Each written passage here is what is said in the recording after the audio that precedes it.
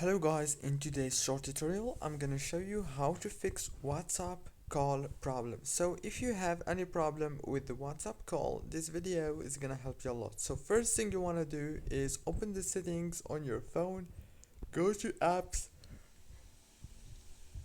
open the apps manager right here as you can see.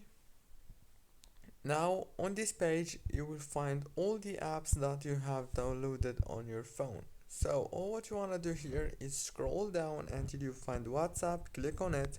Now this is the app informations page. All what you want to do here is click on the notifications and make sure that all the notifications are enabled, especially the call notifications right here. And then go back, click on this for stop right here, and that's it. Now restart your phone and reopen WhatsApp. Don't forget to like and subscribe. Thank you for watching this tutorial.